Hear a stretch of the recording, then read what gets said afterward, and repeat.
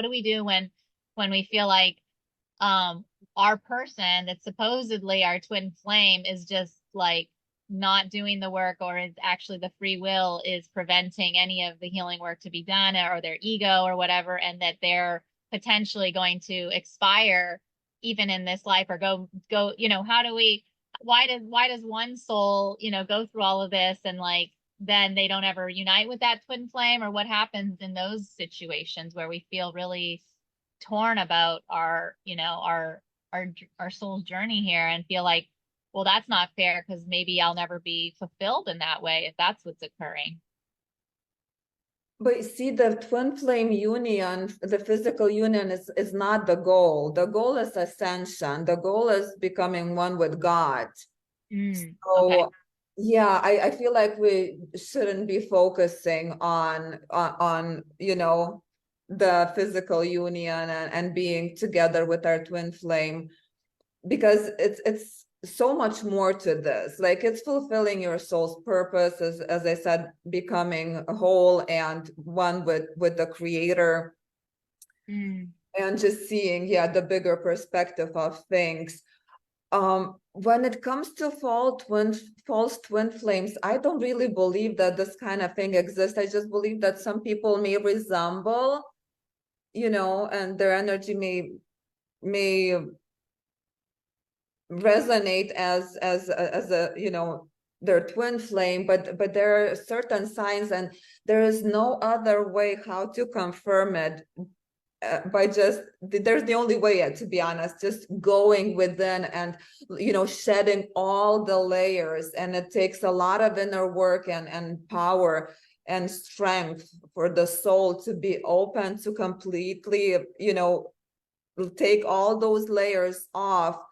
And then you get to this point where, like, you just know if this person is your twin or not, just like we were talking about the deep inner knowing. So that's what happened to me. Like, I have no doubts, and I don't really, I'm not concerned about anything else. Yeah. That's it. From now on, I'm focusing on doing, on having the best life I can, and doing my soul's work, and fulfilling my mission, because I also uncovered why I came here and what agreements I have with the source, the creator, and why I came here in the first place. So that's way more important than being with the twin. Right. Like I've heard, yeah, it's your own journey to self-love and unconditional love. And, I think that's where we really do have to detach from like another person Mhm. giving us our happiness, or seeking it from something outside of ourselves. And it's not until in some cases you fully detach from the outcome of what that looks like, or, oh, it'll come back around, because then that just keeps us back in that loop of whatever limiting belief is creating that problem in the first place. Like, oh, if I don't come back, then I'm going to be alone, or then I'm not, I need to take what I get because I'm just not feeling good enough to do it by myself or whatever. And it's just a really, it's like you said, the layers go deeper and deeper into that. And so Yeah. that's where you have to like have that real that faith that you're connected to God, and that's the most important thing, right? Exactly. That's exactly what it is. Yeah, a journey back to self and back to God.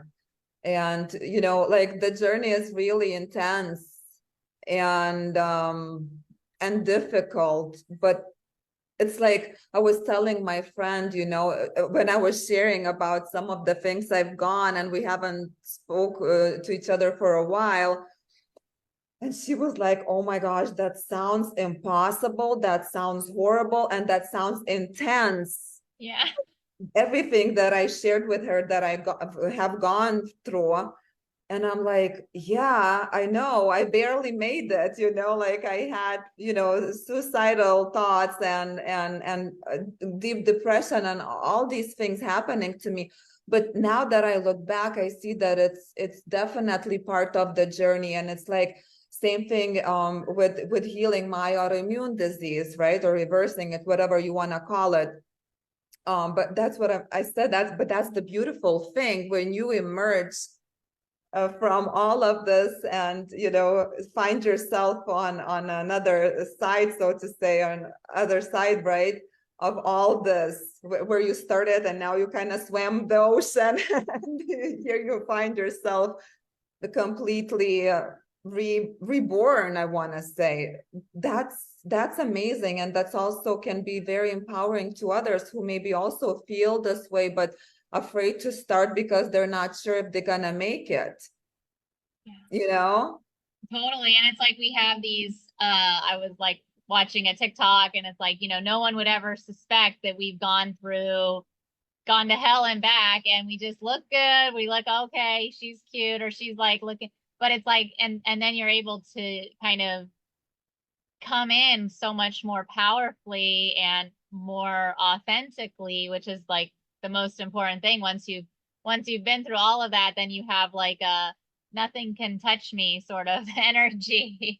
And then you are able to kind of project and bring that to the world, which is I think like the most important work we're here to do as light workers or as humans experiencing these immense amount of dark night of the soul and then emerging and coming out into our highest level self in order for us to then be that kind of beacon and that attraction for others to feel safe and feel like they can get there too, or they can follow and to be that sort of inspiration and use the gifts that we've given in order to inspire that and then create it and then spread the light so that more and more people are waking up in the spiritual awakening process, right?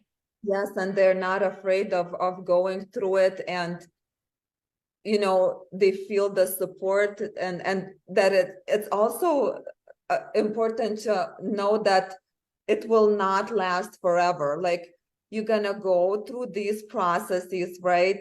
But then you will emerge like a phoenix from all of this, and that's it. You can create new life where you are not creating, negative karma, and where you fall in love with all God's creation.